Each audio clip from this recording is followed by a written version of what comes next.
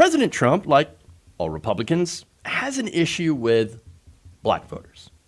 Now, polls have Trump getting around 10% of support from the African-American community, much like, of course, other Republican candidates. Back in 2016, he actually got about 8% of the black vote.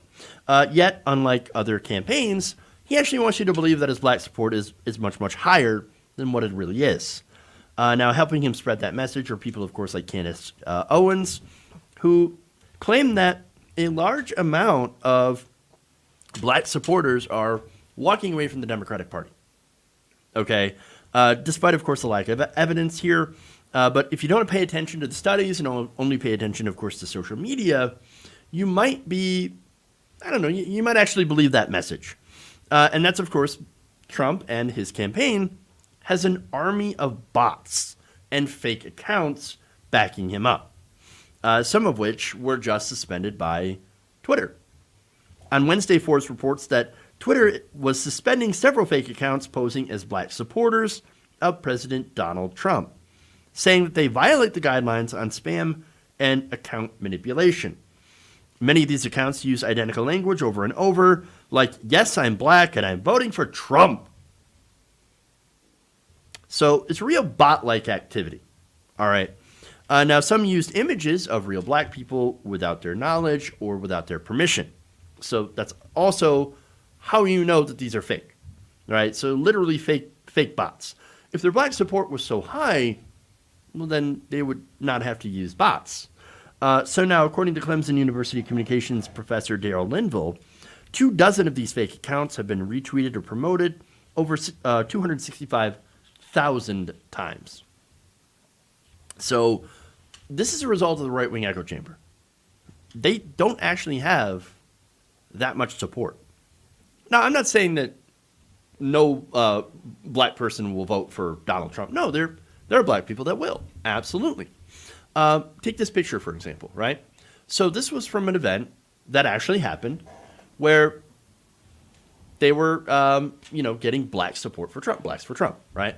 And there were actually black people there that were wearing those shirts. As I just said, polls have him at about 10% African-American support, as opposed to, of course, 90% who support Democrats. And so that kind of shows you the breakdown. One in 10 African-Americans are actually Republicans or conservative.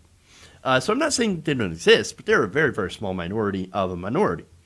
And so, nonetheless, you see all this inflation of Trump's black support, giving people a false idea that there's this massive move away from Democrats to Republicans when it comes to the black community. And it's just not true.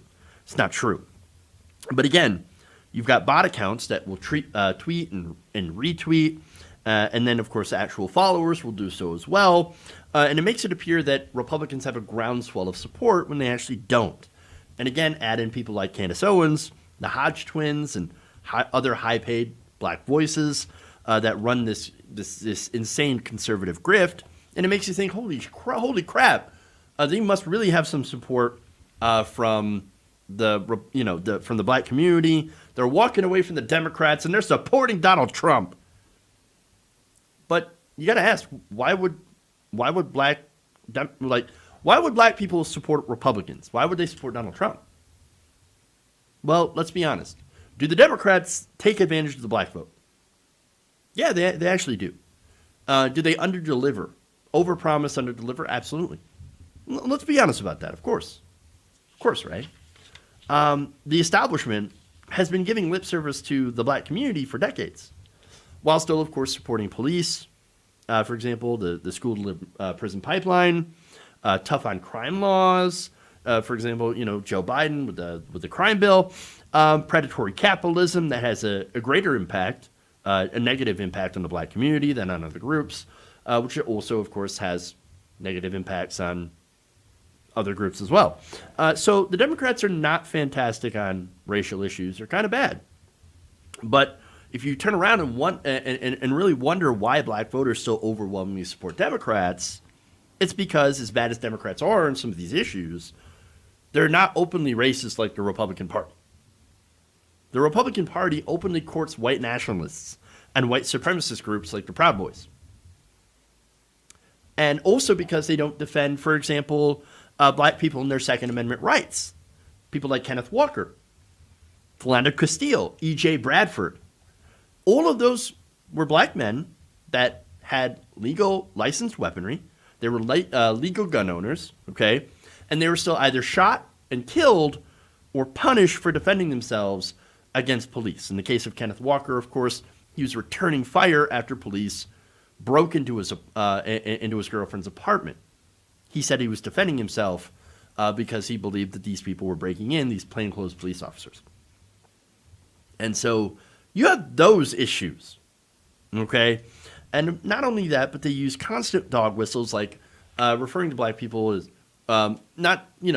referring to issues like Chicago, for example, as urban. Or they, continue to use the welfare queen smear against black people as well. And so they also support voter suppression, obviously. And so you would wonder why any black people would want to be a Republican. And then, of course, you can answer that question by looking by really looking at who in the black community is a Republican, and it comes down to really a couple of different factors. They either have money or have money and are extremely religious, and they know their place. That's what I'm saying. So a lot of that is why there's not really a mass movement of black voters to the Republican Party. And there's other factors as well. If anything, we see a lot of younger black voters actually go way to the left that are fleeing both parties. Bernie Sanders, for example, was heavily favored among younger African Americans as well as Latinos. They supported him by quite a large margin. So without that groundswell of support, Donald Trump has turned to bots and trolls. And of course, if you can remember, early in 2015, there were stories coming out about how Donald Trump originally paid people to come to his events. So he would pay people for that. And of course, then, after a while, then he started getting those bigger organic crowds. But at first, he had to pay people.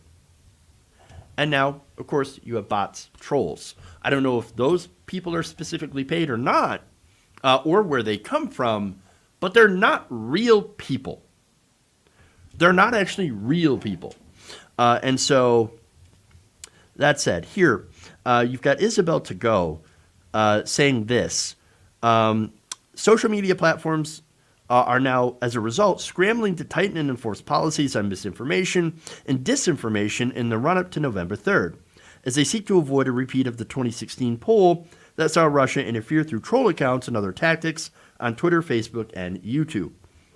Twitter has banned all political ads in the platform and is flagging misleading posts and content more prominently, including President Trump's, while Facebook has succumbed to pressure from lawmakers and campaigners and made a last-minute U-turn on certain forms of misinformation spreading, including those related to COVID-19, QAnon, and Holocaust denial. Now, look, I think banning bot accounts is fine. There shouldn't be anything controversial about banning bots. It gets a little bit more dicey when you start putting these companies in charge of being the arbiters of truth. That I'm not necessarily in favor of. Facebook, by the way, for example, uses the Daily Wire as a fact-checking organization. That's Ben Shapiro's outlet. So I don't necessarily trust their perspective. A little bit of a problem there. There's also questions on censorship when it comes, and that's, of course, pretty important to consider. But also, you have to make sure not to allow people to spread disinformation. So it can get really dicey balancing freedom of speech, corporate control over information that is shared by people, and making sure that false information that does harm doesn't get propagated. And so I think at this point we're really in uncharted waters when it comes to social media. And nobody really has any good definitive answers, and much less a plan that, of course, addresses all three of these concerns. And in the interim, you got campaigns from both sides that use bots and trolls. Famous example comes from 2016 when a Democratic strategist, Sally Albright, got busted operating a network of trolls. These were anti-Bernie Sanders troll accounts. They would go and harass Bernie Sanders supporters. They would spread fake news just as much as the pro-Trump accounts on social media. And Twitter, they did not ban her. They did not take any action against Sally Albright, even though there were exposés and stories about her. So there's a real issue on them not being fair and really applying the same standards for the establishment they do, of course, for the right wing. And so that's really important as well, because as somebody who's a progressive and who cares about being fair and being honest and seeing the truth, that bothers me, seeing the double standard from some of these social media companies.